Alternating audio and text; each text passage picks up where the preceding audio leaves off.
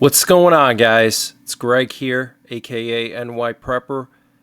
It is Monday, November 25th, 2024, and I have an emergency alert to share with you guys. Right now it is 23:03 Eastern Time here in the United States, and we have some major breaking news coming in from Eastern Europe. So what you're looking at here are two U.S. nuke sniffer planes up in the air over the central plains, and also we have a nuclear war command and control plane up in the air. Just want to let you guys know that it is extremely rare to see two nuke sniffer planes in the air at the same time, especially this late at night. These are the WC-135 Constant Phoenix planes, and they can sample the atmosphere and determine if there's any radiation present. So this could mean that Putin is getting ready to launch another ICBM at Ukraine. The last time Putin did that, we did have a lot of these nuke sniffers airborne, okay? We also have confirmation from the Ukrainian military that they launched more Atacms missiles into Russia.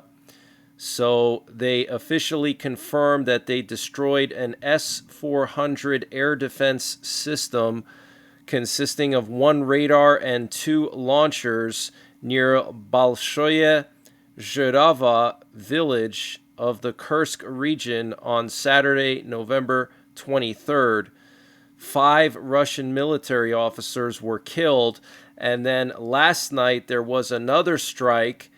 The Ukrainian military confirmed that they attacked important facilities in Bryansk, Kaluga, and the Kursk regions. Now, Russia claimed last night that Ukraine launched over 7 missiles into Kursk, and they were shot down.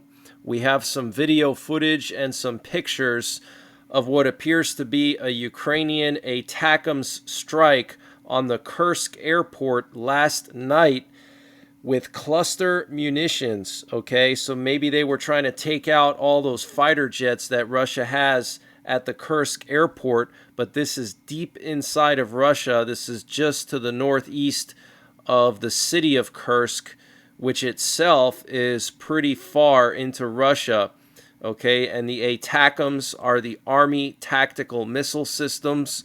That's what Atacms stand for. Okay, it's a U.S. short-range ballistic missile. So we know that Ukraine used it Saturday and last night. Okay, so this is extremely concerning. We also know that Putin went to the Ural Mountains on Saturday evening, shortly after he held an urgent meeting with the Russian Security Council. Okay, so Ukraine is not slowing down with their strikes on Russian territory using Western missiles. And of course, France approved the Ukrainians to use the Scout missiles on Russia. We're waiting to see if Germany is going to allow Ukraine to use Taurus missiles. So the floodgates are opening for Ukraine, and Ukraine is going to take full advantage of it. And they're going to launch as many strikes deep inside of Russia with all of these different missile systems from NATO countries before Trump gets into office, because there is that unknown factor of whether or not Trump is going to cancel the policy of deep strikes in Russia, okay? I want to just remind you guys, though, that Trump was actually a hawk when it came to Russia. He built numerous bases in Poland and moved a lot of troops into Poland on a permanent basis. He also canceled the INF Treaty, and he instructed the military to develop a new intermediate range ballistic missile or cruise missile to counter Russia's development of their intermediate range missiles that were violating the INF. But because of the unknown factor of Trump, the Ukrainians are going to take full advantage of all these missiles that they have been given and the permission to use them in Russia. And I think we're going to see a lot more strikes in the coming days and weeks. and I'm very concerned that Putin could use nukes on Ukraine. And we also have confirmation from the White House National Security Council spokesman, John Kirby. He said that Ukraine has used U.S.-provided Atacms to strike targets in and around Russia's Kursk region. We also have the New York Times reporting today on a story that I reported a few days ago, that the U.S. and European officials discussed giving nuclear weapons to Ukraine. That is absolutely insane. And NATO General Rob Bauer called for NATO to strike Russia preemptively today. He said it is more wise not to wait, but to strike the launchers in Russia in case Russia attacks us. We need a combination of precision strikes that will disable the systems used to attack us, and we must strike first. He also warned business leaders to prepare for a wartime scenario by bringing production lines back home instead of relying on countries like China or Russia. He cautioned that global instability could leave businesses vulnerable to foreign government actions, such as blackmail or sabotage, especially in the event of war. Rob Bauer stated, businesses need to be prepared for a wartime scenario and adjust their production and distribution lines accordingly, because while it may be the military that wins battles, it's the economies that win wars. Wow. Okay, so the top NATO general, Rob Bauer, calling for NATO to strike Russia preemptively and urging business leaders to prepare for a wartime scenario. And authorities in Germany are drawing up plans to use metro stations as air raid shelters. So Germany is preparing for war. We know that multiple countries in Northern Europe and Eastern Europe have already distributed World War III survival manuals. Most recently, Sweden distributed 5.2 million paper copies of this World War III survival manual, and they also have a digital version that you can download for free in various languages, including English, on their website. Finland is now doing the same thing. We know that Latvia already did that. Lithuania is preparing for mass evacuations, and Lithuania has also destroyed numerous bridges that cross into Russia. And Poland is building the largest defense line in Europe since World War II. And Poland has also issued a World War III survival manual. And Poland is in the process of doing a study of nuclear fallout shelters and air raid shelters, determining which structures could be used for air raids and fallout shelters. And now Germany is doing something with their metro stations. Russia just last week started mass producing these shipping container fallout shelters. Guys, NATO and Russia are preparing for war. Okay, whether you want to believe it or not, that's the truth. Okay, so get prepared as soon as you can. And here's the video footage coming out of Kursk showing this Atacms strike on the Kursk airport.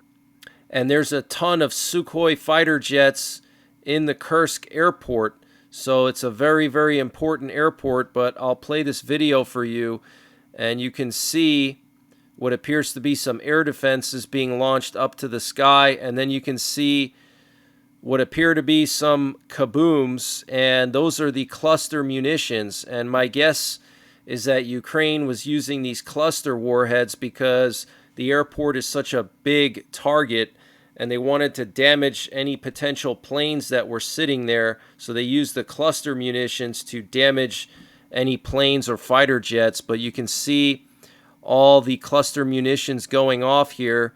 You can see all those bright lights, okay? And that's not a normal Atacms. You could see, look at that. You see that? Okay, it almost looks like giant fireworks. Those are cluster munitions. And there is a video that I can't share with you guys here of an employee at this airport, and he has the cluster munitions going off right next to his vehicle. and they just look like fireworks almost in the night sky. And here you can see all of those cluster munitions. So they were trying to destroy potentially all the aircraft sitting on the runway there. Okay, so this is very, very provocative by Ukraine. 2 separate Atacms strikes on Russia in the last 48 hours. Okay, Sunday night and Saturday afternoon. Very, very serious. And here's a picture of all those cluster munitions going off. Okay, so guys, it's escalating. And last night we had a U.S. nuclear bomber fly all the way up to northern Finland, turn its tracker off, and then turn around and come back. So this thing flew all the way up to the area where Russia has their Northern Fleet base. This is where Russia has most of their nuclear-armed submarines and most of their attack subs as well. Okay, we sent a nuclear bomber up there. That is clearly a show of force to Russia. And here's a picture of that destroyed S-400 system from the Atacms strike on Saturday afternoon. And I want to just play this clip of Dmitry Medvedev talking about everything going on with NATO. If the conflict develops in an escalating scenario, no outcome can be ruled out, because NATO member states have essentially fully engaged in this conflict. No outcome can be ruled out, okay? Must realize that they are fighting on the side of Ukraine, and they are fighing not only by supplying them with weapons and providing them with funds. They are fighting directly because they are selecting targets on Russian territory and controlling the actions of American or European missiles. They are at war with the Russian Federation, and that's why nothing can be ruled out. And this is what the head of our state said when he finished his speech, informing both the military and the citizens of our country that there was a strike by a hypersonic ballistic missile against industrial facilities on the territory of Ukraine. He ended his speech with the following words: there will definitely be a response. This applies both to what has happened and to a possible further escalation. Absolutely everyone who currently is fueling military hysteria, especially those in the NATO bloc, the US and a number of other countries, must take this into account. So this is very, very serious, guys. Very strong words from Medvedev. And I want you to listen to what Rob Bauer said, okay, about wartime preparedness for businesses. Listen to him. Over the past 2.5 years, I've been going around boardrooms, finance conferences, and even philanthropic institutions in Europe and America to persuade people to think about 2 questions. One, is my company or organization ready for war? And 2, what can my company or organization do to prevent war? Now, that last question might surprise some people.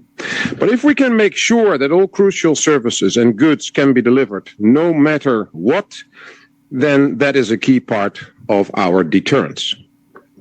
Deterrence is much wider than the military alone. When it comes to great power competition, all instruments of power can and will be used. We're seeing that with the growing number of sabotage acts, and Europe has seen that with energy supply. We thought we had a deal with Gazprom, but we actually had a deal with Mr. Putin. And the same goes for Chinese-owned infrastructure and goods. We actually have a deal with Xi. 60% of all rare earth materials are produced in China, and 90% is processed in China. 90% of the chemical ingredients for sedatives, antibiotics, anti-inflammatories, and low blood pressure medicines come from China. We are naive if we think the Communist Party will never use that power. Business leaders in Europe and America need to realize that the commercial decisions they make have strategic consequences for the security of their nation. Businesses need to be prepared for a wartime scenario and adjust their production and distribution lines accordingly. Wow. Let's just listen to that one more time. Businesses need to be prepared for a wartime scenario and adjust their production and distribution lines accordingly. Because while it may be the military who wins battles, it's the economies that win wars. So very strong words there from Rob Bauer. And Putin said today that Russia will do everything in its power to destroy Nazism once and for all in Ukraine and the Baltic states. So looks like Putin is getting ready to invade the Baltics, guys. And Japan and the U.S. intend to develop a joint military plan in case of conflict in the Taiwan Strait by the end of December 2024, Japanese media reported. It may include the deployment of U.S. missile units on the Nansei Islands in southern Japan and the Philippines. It is assumed that the Japanese islands will be used to deploy a regiment of the U.S. Marine Corps armed with HIMARS, multiple rocket launchers, and other weapons. The Philippines, on the other hand, will host a so-called multi-domain task force that synchronizes infantry actions with elements of warfare such as drones, cybersecurity, and electronic warfare. This group will also include a missile unit. So very, very concerning. And I want to remind you guys that Iran has moved ballistic missile launchers around over the weekend, and they could be getting ready to strike Israel. And we also have this deal on the horizon between Lebanon and Israel over Hezbollah, and the deal does not look good for Israel. It looks actually worse than the prior UN agreement, which was 1701. So we'll have to keep an eye on this deal to see if it passes or not. And Iran has also spun up their centrifuges, and they're going full steam ahead for the development of nuclear weapons, okay? So it's very possible that Iran may acquire nuclear weapons and declare themselves a nuclear-armed country in the near future. And Cyprus has decided to join NATO. The country's leadership has already developed a detailed plan for joining NATO, which was approved by the U.S., and White House officials say that Biden will attend Trump's inauguration. So that's the latest breaking news that I have. Just wanted to update you guys on this, okay? More Atacms strikes in Ukraine over the weekend on Saturday and then last night. So get prepared, guys. It looks like Russia is going to strike Ukraine again. And we have the top NATO general telling NATO to strike Russia preemptively and for businesses to prepare for war. Okay? So I will be back tomorrow with more breaking news, and I will be in the 24/7 live stream tonight and throughout the day tomorrow. So until the next time, take care, God bless, and don't forget the 3 Ps: prepare, practice, and persevere.